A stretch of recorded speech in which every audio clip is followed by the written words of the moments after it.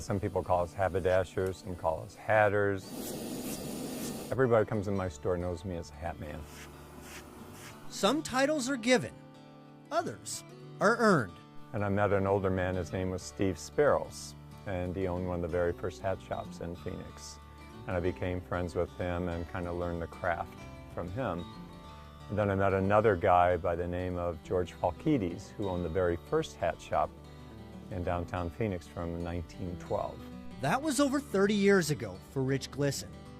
He perfected the craft that was taught to him, and with $300, he created a local business that would keep the tradition of being a hatter alive. Originally, we was just going to clean hats. I wasn't going to sell hats. And then after a while, we had a few of the old cowboys start coming in and wanted a good selection of hats. So little by little, we started stocking those. Well, that was many brims ago. Today, Rich still makes hatters of the past proud. He takes his time, cleaning and blocking, just like he always has, with these blocks that have been in the valley since 1912. What we're doing now is I'm going to start blocking a hat. This is a body that we use. This comes in, as you see it, just an open crown. This is called a block. We're going to loosen up the hair fibers. There is no adhesives, no glues, nothing in this.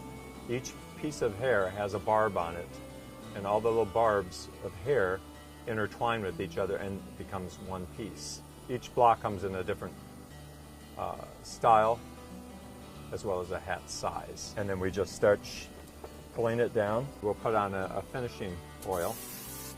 Now the next process that we're going to use is we're going to steam the flange in. This is called a flange. It's just going to be pushed down. We're going to add a finishing oil to it. And the next process is we want to press this down so with the adhesive on there it'll mat the fur to hold the shape a little bit more. So what we do with this is we actually cover it up. This is a hot iron. We'll actually start ironing this flat. So that's the start of a new hat. The craft continues until the hat becomes a small work of art. His hands creating a piece of Americana, one fold at a time, telling a story of a profession that is slowly riding off into the sunset. Well, there's very few, as we've lost 20% of the existing hat shops left in the United States. Because most of those were owned by older men in the family, just didn't want to carry on the tradition. But for now, Rich continues his heritage every day.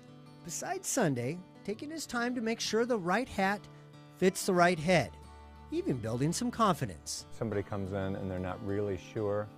I want to take the time with them and try on several styles, different colors, until they find something that they're comfortable with. And you can even sometimes tell a difference in their attitude or the way they walk. They feel a little more stylish, a little more cool with a hat on. Arizona is the perfect climate for the perfect hat. From the iconic Stetson, golfing, hiking, and fishing hats, to the classic fedora, Rich has them all. Even some famous people have worn the Heritage Hat label. I've made several hats for President Reagan. I made a lot of hats for actor George Burns, Wallace and Ladmo, Castaglee. So what keeps Rich going? Could it be the craft? Or it could be that he's on his third generation of loyal customers. At the end of the day, it's all about one thing. So I think it's just the whole personal experience of meeting people and knowing that they got something that they like, and the word spreads.